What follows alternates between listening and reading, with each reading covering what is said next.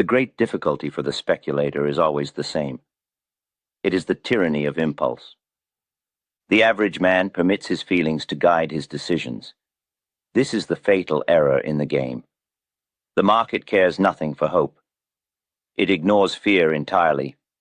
The speculator acts upon opinion. Opinion is derived from feeling, not calculation. Hope and fear are liabilities. They are not part of the necessary equipment. The mind acts upon impulse. It does not wait for confirmation. Impatience forces the hand too soon. The signal remains unconfirmed. The speculator enters the trade before the time is right. He pays the price for haste. Emotion ensures the speculator's ruin. Hope encourages holding a loss past all reason. The position becomes a prayer. Fear demands the profit be taken too soon. The move is only halfway complete. The speculator exits prematurely, watching the rest of the profit vanish. Greed stops the proper measurement.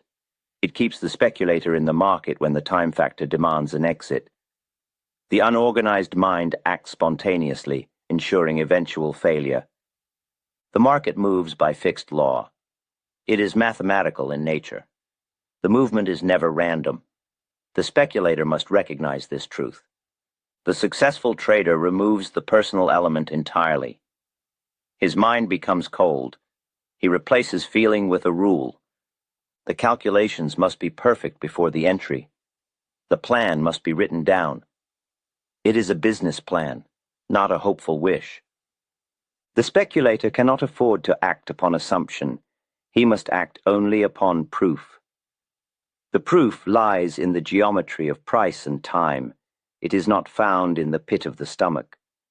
The profit is secured only when the mechanical rules are followed without deviation. The mathematical mind wins. The emotional mind loses. That is the only reliable rule of the game. Before we continue and get to the main point, I'd like to thank you for the interaction that drives this content. If possible, take a second to subscribe, like the video if you enjoy it, and leave a comment. This helps the video reach more people, especially your subscriptions, and guarantees you won't miss the next breakdown. Success requires rigid self-control. It demands a definite set of rules. The man without a method soon sacrifices his capital. He trades emotionally instead of mathematically. Gann laid out his philosophy in a powerful volume. Truth of the Stock Tape. It is a vital text for any serious student. The book explains how to utilize stop-loss orders effectively. It teaches the correct charting techniques. Volume and activity must always be considered. Gann insisted that timing is everything. One must know when to buy. More critically, one must know when to sell. The tape tells the truth if the speculator knows how to listen. The link to this book is in the description below video. The market follows fixed laws. It is not a chaos of random events. The movement of all prices obeys the immutable law of vibration. Every stock or commodity vibrates at its own unique frequency. This specific rate dictates the natural rhythm of its price movement. It determines the exact points of support and resistance. These points are not arbitrary guesses. They are the mathematical levels where the inherent vibration changes direction. The successful speculator seeks this underlying mechanism. He understands that time is the critical factor in all market analysis. Price movement is merely the effect observed on the tape. Time is the true cause of the move. This relationship is absolute and unbreakable. Nothing happens in the market except at a definite point in time. The speculator must look beyond the immediate price action. The market repeats itself because the nature of man remains constant. This repetition of fear and hope creates definite, measurable cycles. These cycles are predictable to the man who studies history. The larger cycles govern the smaller swings within them. The 60-year cycle holds supreme importance for the long view. It marks the major turning points in financial history. The speculator must chart the past to forecast the future. This is the only way to remove the element of surprise from the operation. Panic is the most destructive and expensive emotion on the exchange. It arises only from unexpected movement. When the timing mechanism is known, the movement is no longer unexpected. The market must be viewed as a finely calibrated machine. The trader is the mechanic who seeks the blueprint of that machine. He must discover the exact timing of the internal gears. The greatest danger to capital is not ignorance of the rules, it is the refusal to accept error. This refusal is pure human folly. The speculator believes his judgment must be infallible. He holds to the notion that the market owes him a return to his entry price. The market owes him nothing at all. When the price moves contrary to the position, the amateur buys more. He averages down his cost. This is the absolute worst error of speculation. It is the shortest road to ruin. Averaging down is born of stubbornness. It is based solely on arrogant hope, not on calculation or proof. The speculator attempts to fight the trend. The small loss is allowed to grow large. It soon risks 10% of the total capital. That limit must never be breached. Ruin follows quickly thereafter. The speculator is trading by emotion instead of rule. The professional views the wrong trade impersonally. It is merely information received from the market. It is not a personal failure. The law of the market requires the mechanical exit. The stop loss is placed for a reason. When the price touches that critical point, the position must be closed. That is the true test of discipline. There can be no hesitation. The speculator must obey the rule without question. Trading must not be done by feeling or intuition. The exit must be executed automatically, like a machine obeying instructions. That action preserves the capital for the next defined opportunity. The entry into a position must be a mechanical function of calculation. The wise man does not guess at turning points. He waits for the market to reveal its own geometry. Price movement must be measured against the passage of time. The two elements must be treated as equal forces. When the number of time units elapsed matches the number of price units moved, a critical juncture is reached. This is the squaring of price and time. It is a moment of perfect harmony. It signals that a major change in trend is imminent. When time and price meet at a critical angle, a change must occur. The speculator uses the geometry of the square to find these junctures. This geometry removes uncertainty. The objective signal removes all hesitation from the decision to enter. The entry is dictated by the chart's own architecture, not by the noise of the street. The chart itself becomes a geometric map. Angles are drawn from significant high and low points. These angles measure the rate at which the market advances or declines.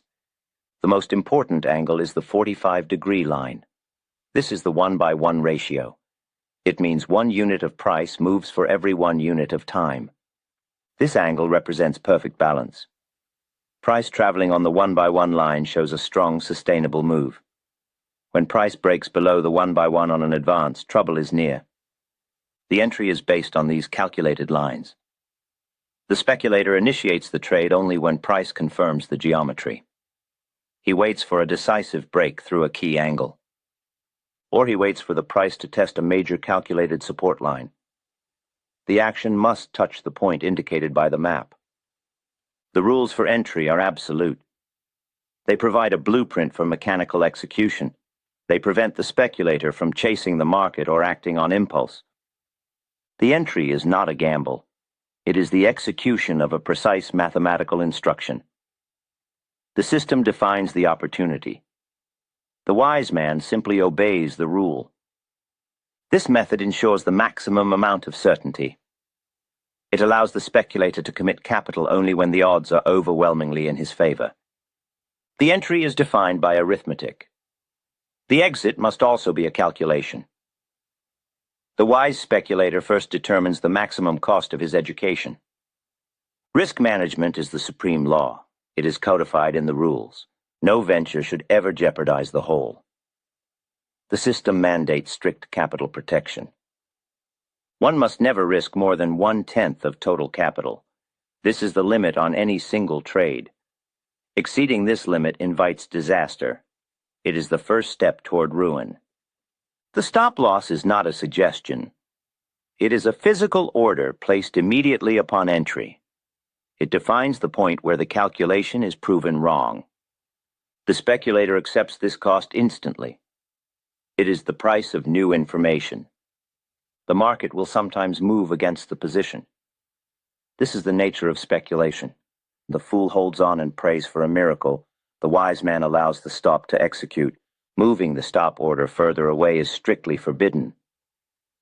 It is the very definition of emotional trading. It turns a calculated risk into a desperate gamble. The stop must be fixed. It must be absolute. If the market hits the stop, the position is closed. The speculator steps aside. He waits for the next clear opportunity defined by the rules. Just as the loss must be predetermined, so must the profit objective. The speculator does not wait for greed to dictate his exit. The target price is found mathematically. It is determined by the geometric angles. The next major resistance angle often marks the turning point, or perhaps the completion of a time cycle. The objective is known before the trade begins. Trading then becomes an exercise in mathematical probability.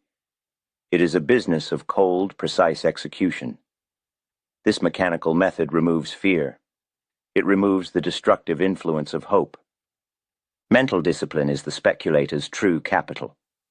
Without it, the market takes everything. A man must first master his own emotions. This is the hardest work in the business. The professional waits. He does not trade simply because the exchange is open. Action for the sake of action is expensive foolishness. Patience is the cornerstone of success.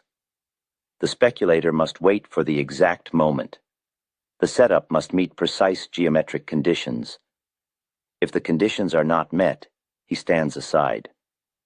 Overtrading is a guarantee of failure. It is a sign of lack of control. It dilutes capital and spreads focus too thin. The man who trades too much will soon trade no more.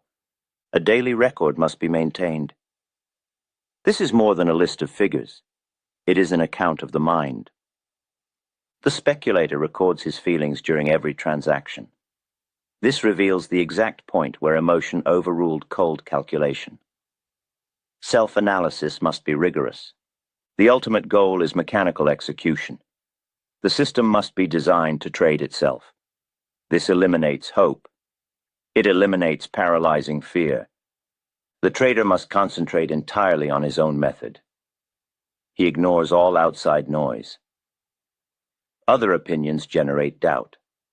Doubt is the great enemy of discipline. It causes deviation from the established rule. The rule must be obeyed without question. The market punishes disobedience swiftly. The speculator's final aim is not merely to capture dollars. True success requires perfect foresight. Profit follows naturally from this mathematical certainty. The market is not an unpredictable beast. It operates under fixed natural law. These governing laws are fundamentally mathematical. Price movements follow a precise geometric structure. The professional works with rigorous calculation. He uses the geometry of price change to define his position. He projects future turning points exactly. The expert watches the squares complete their cycle. He knows when the vibration of the security will change direction.